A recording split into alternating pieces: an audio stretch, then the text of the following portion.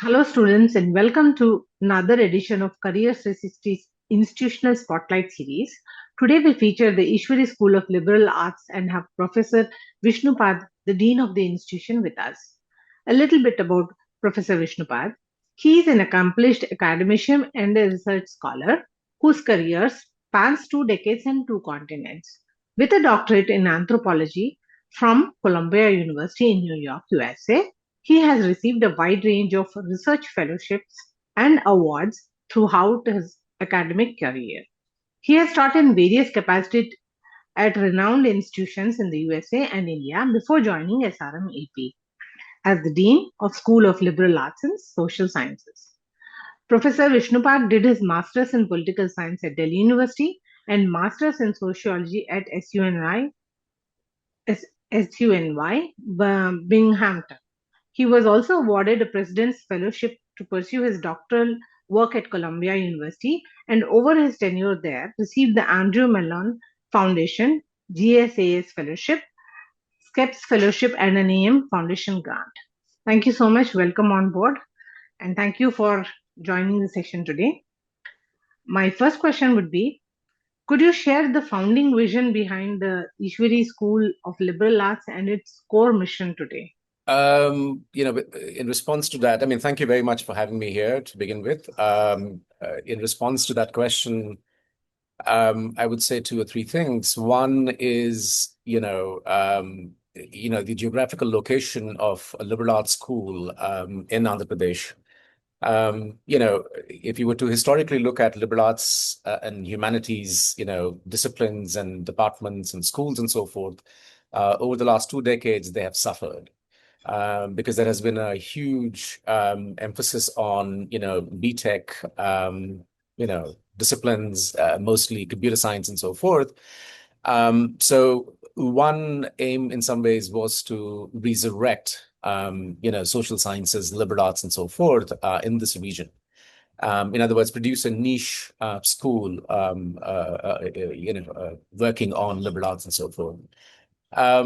Secondly, one of the sort of founding sort of imagination or vision or framework that we have is one which in some ways wants to create individuals, students, and so forth, who could find themselves in a liberal arts school where they are, being told to literally in some ways slow down, in this frenzied world, literally in some ways come to terms with oneself. Historically, liberal arts programs or disciplines in some ways precisely work in that direction, which is to say, it's not simply a question of building careers, but it's about providing life skills to students and so forth. It sort of works like, the inoculation when we have as kids, it kicks off at some point in time. Unlike, let's say, the BTech degrees and so forth, these are not terminal degrees. People go on to do different things afterwards and so on. So in other words, what we are looking at is sort of a holistic development of an individual, of a student, along, let's say, three axes, both intellectual development for sure, with which they build their careers and so on, but also an emotional, providing a certain kind of emotional stability, as they are growing as individuals, and so on. And finally, of course, providing them with a sort of an, ethical orientation, so to speak, so that they become, good persons in a society and so on, right? So that's the sort of larger holistic orientation that I'm speaking of. So my next question is, how does the Ishwari School differentiate itself from the other liberal art institutions in India? So, how do we distinguish ourselves? In some ways, there are two or three, or actually, let me think. One is obviously the curriculum, which is aligned to NEP. Okay, and if one were to look at the NEP curriculum, we've had this for the last 3 years now. If you look at the curriculum, it literally is about what I said about the founding vision and so forth, which is to say, sort of growth of a student along those three axes and so forth, right? I mean, so our curriculum is designed in a fashion, and NEP actually is precisely about that, those three axes that I spoke of. NEP literally, so far as I'm concerned, the way in which I read NEP, it is about that. It's about the holistic growth of students and so on, right? And so our curriculum lends itself to that, Now, that's the first thing. The second, in some ways, would be, what we have managed to create here. I mean, in two ways. One is, if you were to ever visit the Amravati SRM campus, you would see the global infrastructure. We've just held sort of an international sociological conference, and we had about 17 to 1800 scholars across the country and across outside of India as well visiting us.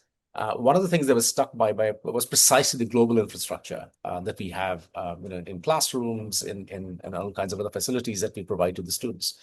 The third thing I would say is the kind of faculty members that we have managed to gather here. Okay, so not only do they come from very premier institutions across India, from the IITs, IIMs, NITs, and so forth, but literally, I'm educated, at Columbia University, New York. I have any number of faculty members who are coming from similarly, sort of hallowed institutions across the world. So in other words, we have three postdocs from Harvard, University College London postdoc, NYU PhD, Frey University Berlin, a PhD from there, and so on and on. So the kind of faculty members that we've managed to gather then begins to affect the intellectual environment of the school, as well as gives a certain kind of edge to the pedagogy and the classroom teaching, et cetera, et cetera. So that seems to me to be one of the ways in which we are distinct. I do recognize, obviously, that some of the other premier institutions across India are replicating precisely some of these ways in which they are ensuring that their schools or their universities are actually robust. I would look at, Easwari School of Liberal Arts as being one of them. I mean, one of my colleagues, from Azim Prem University visiting here basically said something to the effect that this seems to be the best kept public secret. I mean, this liberal arts institution is one of the best kept secrets in the country. Yeah. Okay. So what are the unique specializations that Easwari School offers? Because students can choose some of them. So we have 7 departments. We have 7 disciplines, in other words, and each one of them have their own specific specializations and so on.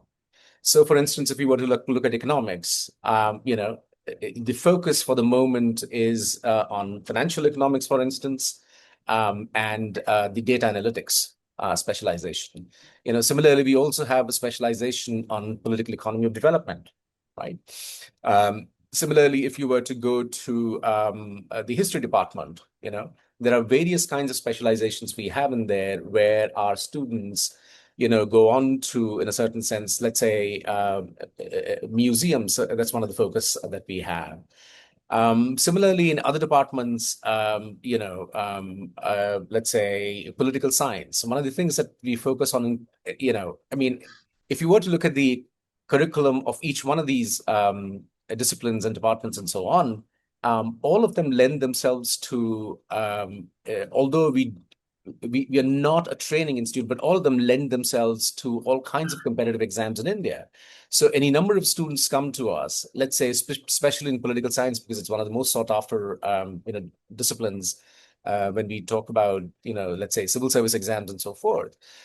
So our curriculum lends itself to the kinds of syllabi that are there for these various disciplines when they're taking civil service exams or any number of similar competitive exams. So that's one of the draws that we have for the last couple of years. So all these, disciplines, departments, and so forth have their own specific specializations and so on. Is there a possibility that a student can choose different minors and majors from the departments, within the departments, inter-departments?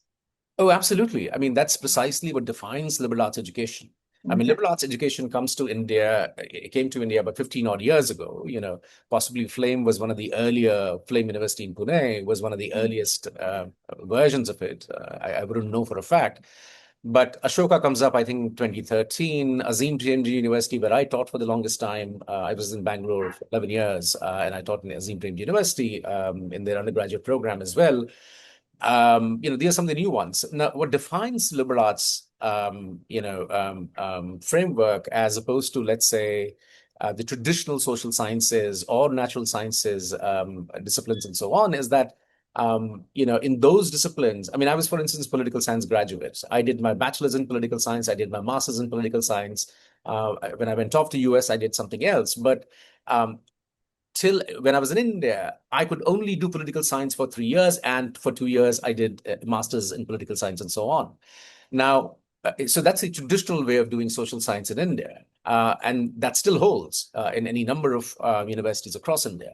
Now, with liberal arts program, however, when a student joins a liberal arts program, let's say in ESLA, Easwari School of Liberal Arts, the person might have joined, let's say, decided to do, let's say, psychology major and gets admission in psychology department here.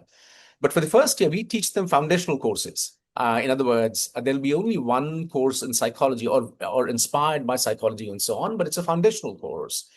Similarly, the student, through these foundational courses, learns any number of things about history, economics, media studies, etc., etc.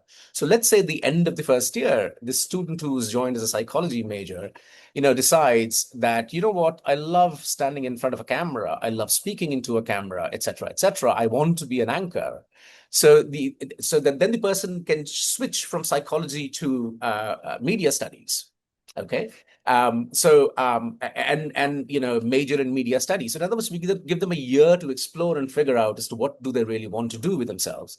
Now, the same student, as he or she is majoring in media studies, also thinks that, what, I'm still interested in psychology. So what he or she can do is minor in psychology. All right. So by the end of 3 years or 4 years, they pick up a minor and they major in a particular thing. Now, I will tell you this. This is not just within the school. It's across the schools. We have 3 schools in SRM, a business school and a science and technology school, School of Engineering and Sciences. So what happens here is that we have any number of psychology students majoring in psychology, minoring in management. Okay. Similarly, students majoring in economics but minoring in C programming. They're taking courses in computer science department, in other words. I'll tell you something more interesting, which is that right now, at this point in time, there are 122 computer science BTech students who are minoring in psychology. Okay, so from there also they can come in minor. Yeah. Similarly, 50 plus economics, 50 plus CSC students, computer science students are minoring in economics. So it is across, so that liberal arts framework, in that sense, thanks to NEP, is across the 3 schools and so on. Yeah. Okay. That's actually a very good choice, I guess, because yeah, absolutely. It's a very narrow path otherwise. So what is the eligibility or the selection criteria that the institute has for students to apply? So for Easwari School of Liberal Arts, the class 12 pass percentage is about 60% or some such. Okay? Right. So they have to apply, and they go through a rigorous admission interviews and so on, which is taken by 1 or 2 faculty members of the department where the student has applied. I would quickly like to mention that,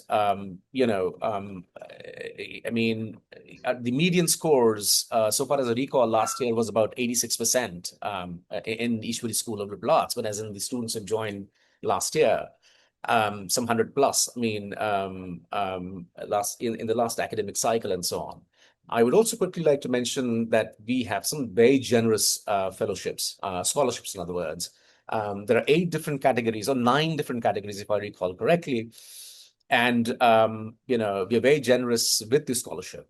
So there is a gradation. In other words, if you are 90 plus, you get full scholarship. Similarly, in 85 plus, you get, 3/4 of the scholarship, and so on and on. And again, in the last academic year, we had 44% of the students on some form of scholarship or the other. Yeah, which is again a pretty decent number. Okay. So a little bit about that selection criteria. So when we are talking about interview panels and interviews, what does the institute actually look for in a student? Because that's pretty important. Usually, we interview them on, let's say, a couple of things. One is obviously their understanding of the discipline that they want to get into, right? Obviously, we're not, I mean, so we understand that they're class 12 students, so they might not necessarily have been exposed. In many cases, they do. Someone who has done economics and +2 applies to the economics department and so on. Similarly, psychology, history, etc., etc. So we test them for their knowledge of the discipline at their level, in a certain sense. Okay. So that's one set of things. The other is we are looking at a certain kind of vibrancy in the student or the individual that we are interacting with, and so on. This a sense of curiosity, a desire to learn, with all their eccentricities and so forth, that we can nurture as the person comes in here. So those are some of the things that we look at when we are interviewing these students, and so on. The next question that I have is about the curriculum. So for technical and other such subjects, there is a industry trend or something that goes on. So the institutes generally measure that and then put the curriculum on par or something like that. But how does liberal arts curriculum get assessed? How does it, how is it, promoted, or, advancements made into the curriculum? How does that work? So I mean, as you obviously know, as you just said, we don't function like technical institutions and so forth, where there are metrics and measurements, which are let's say partially objective, et cetera, and those kinds of frameworks are put in place. And let's say our engineering and sciences school goes through those metrics and so forth. Similarly, we have those kinds of metrics in management as well. But we haven't managed to, in some ways, produce that for liberal arts schools, not only here, but across the globe and so on, because, the nature of these disciplines is rather different. Now, I mean, how do we measure in a certain sense? I mean, so what, our students do 2 or 3 things once they finish, most of them go on to do masters, and mostly in some very good premier institutions in India. But also they travel to Europe, to England, to Germany, to two places, and then to many travel to US, and they're based out of New York State or Massachusetts, close to Boston and so on, or they go towards California and so on. Now they go on to do a master's degree, and then and many do PhDs and whatnot. So that's one direction in which the students move into. The other section is one which is more interested in taking competitive exams in India. So they go on to places like Delhi and so forth. They might join JNU, but they sort of are working for civil service exams and so on and on. And there's a third section which goes back to their business within, they come from business families and so on. So they move on to their, family business and so forth. So we for the moment sending students in these 3 directions, and pretty successfully in that sense. So what we help students with, for instance, one, as I said, those who are interested in competitive exams, curriculum is aligned in a fashion, let's say in political science department, in history department, in sociology and anthropology, which is the other very sought after disciplines for civil services and so forth. So the curriculum there are aligned to these competitive exams and so forth. Now, as regards what we do with our students, in those who are interested in higher studies and so forth, around second year or third year, they are exposed to what does it look like to apply for higher education within India, but especially outside India, right? And so our international relations office, organizes several events, trains them in various ways, for instance, for taking GRE, TOEFL, and apprising them of how the application processes work. And then, of course, many of us are from England, who finished our PhDs in England, US, and so on.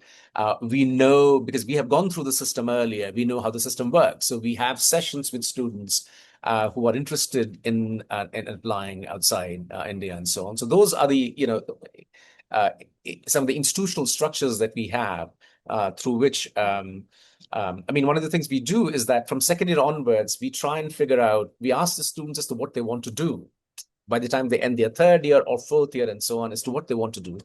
And then we classify them accordingly. And one student it can be in both or all three buckets. We encourage any number of those possibilities for them. And we have sessions with them as they go along. Because, to give a quick example, application process to US, requires certain kinds of things. We train them in those, for instance, writing an SOP or writing a sample paper or getting in touch with the professor. When you have 800 applications and 6 scholarships in an Ivy League in US, trust me, at least 500 of them are really, really well-qualified candidates. So there's a way in which, by getting in touch with professors, et cetera, they ensure that the chances of getting admitted increases, and it's been happening. If you had to highlight the role of faculty alumni in shaping the liberal arts education at Easwari School, what would you say? So Easwari School of Liberal Arts is a very, it's in a fledgling state. So in other words, we only have 2 or 3 batches of alumni. All of them are very young, starting out their careers and so forth. We're not, for the moment, like an established institution where the alumni can get back and feed into the system that productively. It will take some time for the alumni to begin participating in a substantive way and so on. Having said that, however, we do have alumni office. We do have an active presence of, the ESLA alumni with the 2, 3 batches which have passed out by now. And as I said, they get back to us. For instance, in the first week of March, we had a psychology graduate who's now based out of UK. She gave a fantastic talk to actually the entire student body, but ESLA students were actively involved. So similarly, we organize these kinds of webinars and so forth, where they talk about their own experience of passing out from the school, and as to, what are the career options, et cetera, et cetera. And, these are ways in which the currently current students in some ways establish all kinds of networks with the alumni and so on. As regards this other question about faculty, is that what you said? Yeah. Of the 62 faculty members we have, about 25 of them are from top QS ranking, 350 QS ranking universities across the globe. We have about 15 who have had long experience of being, outside India in various institutions across the globe and so on.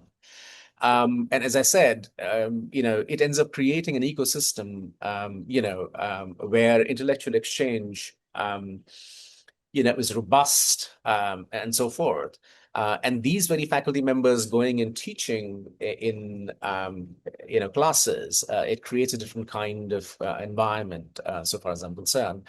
And hence, if you're trying to get faculty members,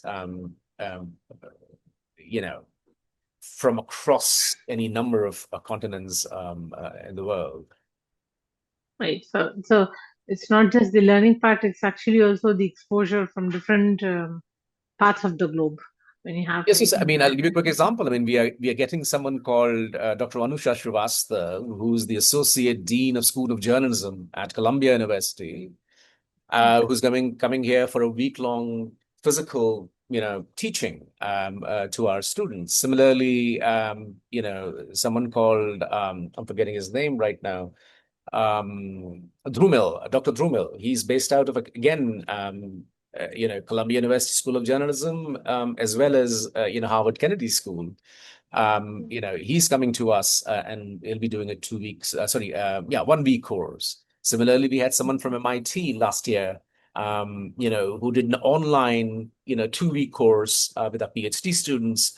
And next semester, he's coming to be here, coming to this place physically to be doing physical class, in other words. So we have, any number of similar kinds of, kind of exposure that we give to our students, to these kinds of international, scholars and so on. What kind of opportunities like international exposure, exchange programs, global collaborations? If you could throw some light on those kinds of activities. So, to give you a quick example, we're working on collaborations, of working towards a collaboration and MOU signing with Columbia University Journalism School. We've already had 2 faculty members from there come to this place and teach. We are working on, for instance, a pathway program for our undergrad students to go and join, Columbia University School of Journalism. The media students, media studies students, English literature students, economic students who are interested in data analytics and so on, which is actually big and massive in US by now. So once they finish the undergrad here, how they can transition to that school there. I don't know if you know, but Columbia School of Journalism is one of the very famous ones. I mean, it's the one which awards the Pulitzer Award and series of other awards which are very famous and so on. Now, that's obviously once they finish the undergrad and so on. There are all kinds of ways that we have something called we have several programs. One is called SAP, which is Semester Abroad Program, for instance, right? So what happens is that a student who has studied here for 2 years wants to go abroad for any number of institutions that we actually have MOUs with. So we have active MOUs with over 50 odd universities. I mean, we have had MOUs of larger numbers and so on, but the active ones are about 50 plus. And these include UC Berkeley to Northeastern University. As I said, we're working on Columbia at this point in time. Similarly, any number of institutions across US, especially some in England and whatnot. So the semester abroad program allows students to go for a semester and get the exposure and so on. There are 2+1+1 option, which basically means 2 years they are here in a particular discipline, then they go off to US in a university with which we have an MOU, study there for 1 year, and then return to this place and pick up their final degree here. We also have 2+2 option, which is to say that 2 years here and 2 years there, and they pick up their degree from there. Okay, that university and so on. So there are any number of these kinds of possibilities. I mean, the one which is we generally push students for is one which is 3+1 or 2+1, where they finish their degrees there. The advantage, obviously, is that these students are generally interested in doing higher studies. So when they are there, they can have all kinds of networks with the existing university that they are in, or they can explore by being in US, various universities and so on. So that is one of the more favored ones at this point in time. We were talking about some of the passed out batches. Do you have a placement service for them, or So our numbers are small. We do have a university placements service. It's called CRCS, Career.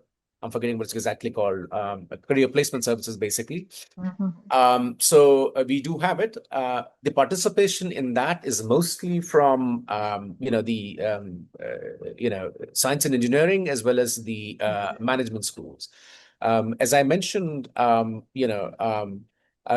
since last year, they have been actively engaged with our students in the economics department, specifically, sometimes in the psychology department, and so on. But as I said, within our school itself, faculty members, as well as the IRHS, which is the International Relations and Higher Studies Directorate that we have, our engagement is more through that. And that's how we place our students, outside. I mean, when they finish their courses in 3 or 4 years, they are placed. Right, right. So if you had to talk about the emerging trends in liberal arts, uh, what do you think are the ones that would shape, in the coming times? Emerging trends. I mean, there are any number of things. We have established a director of AI, for instance, right?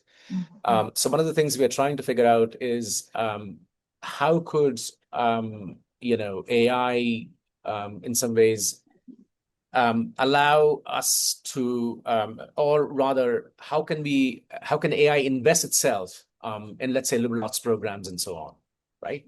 So there are at least 2 or 3 ways. I mean, in teaching, in learning, in research, right? Aside from obviously the fourth axis that one can identify as an administrative usages of how can AI facilitate administration of the university or the school and so on.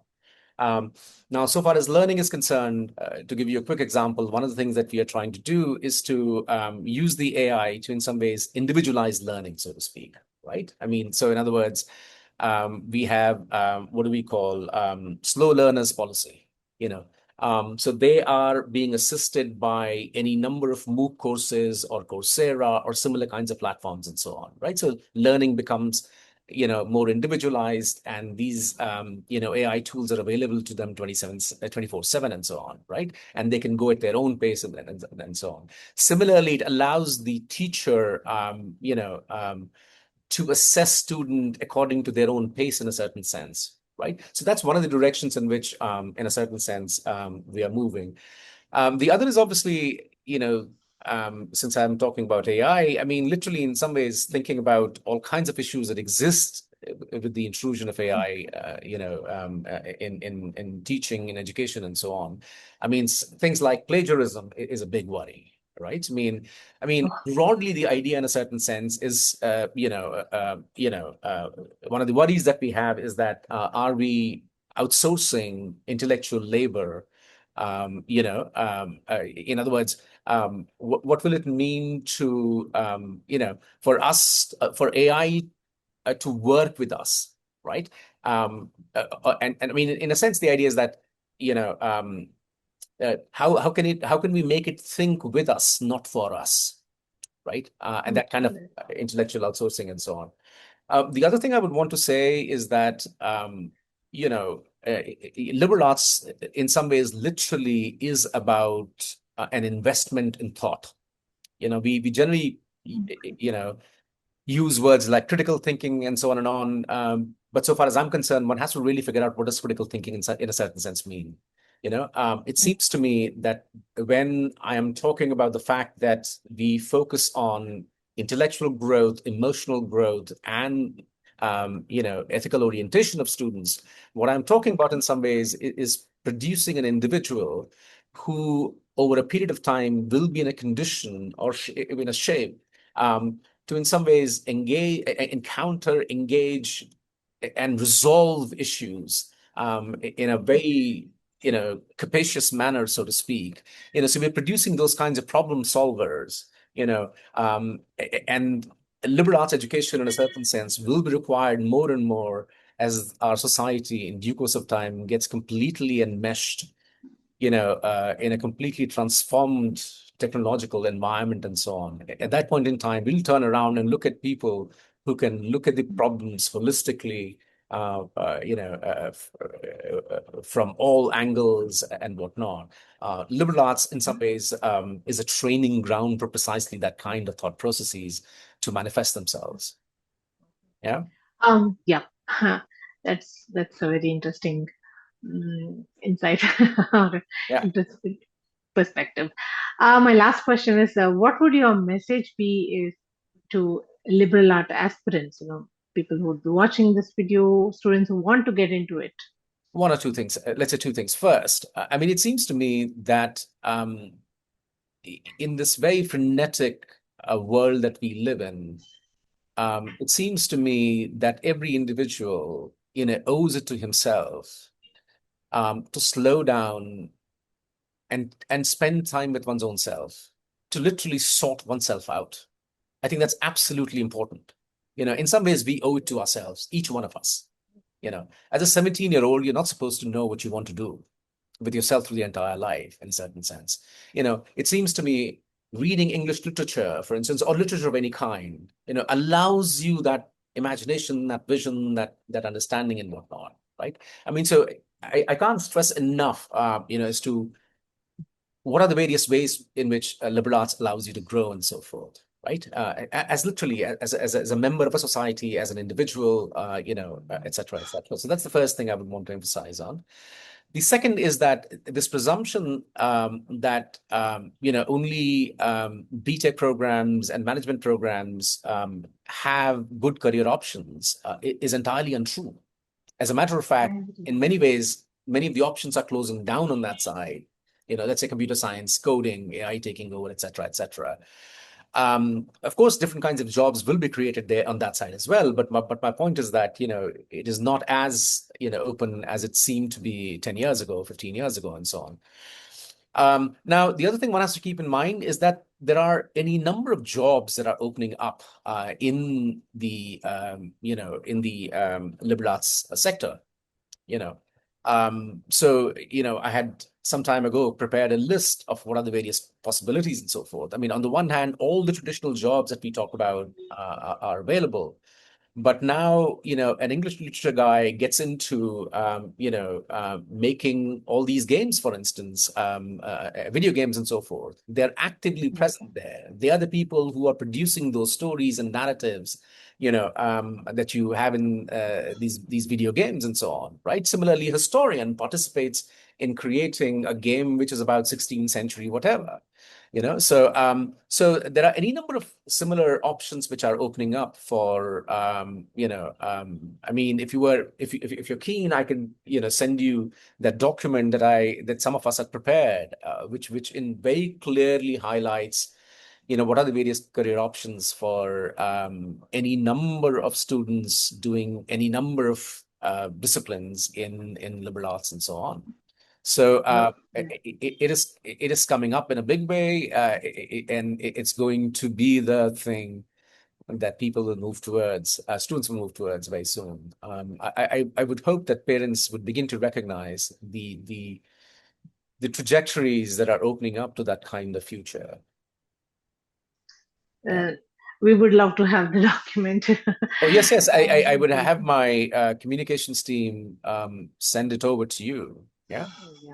Yeah, I think there is a change in the kind of parents that we have today who are willing to send their children, to have that liberty of what they did not have. Oh, absolutely. Yes. Absolutely. Thank you so much. That was such a, yeah, you were saying something.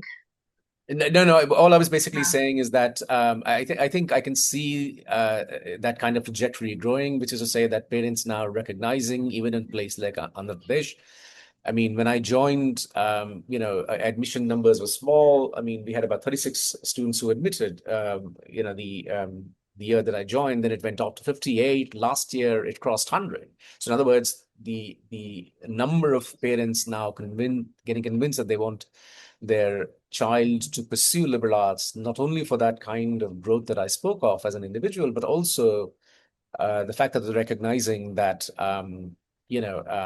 there are any number of career options that are there, if you were to pursue liberal arts and so on. Yeah. I think even we have seen the shift because every year we do get some of the students asking for liberal arts because parents do not understand what liberal arts actually is. And Yes. that exactly is the problem. The child may have done the research. It's the parents who need more of, exposure. Yeah, no, so when I travel across India, to principals and counselors meeting the students in schools and so forth, I do try and meet as many parents as I can. I mean, that's always a challenge to gather parents together to be addressed by, professors and so forth from liberal arts schools. But that has happened in the past, and we try and do it. Yes. Thank you so much. That was an insightful Thank you, interview. Prabha. I really appreciate taking time off to talk to me and to talk about my school.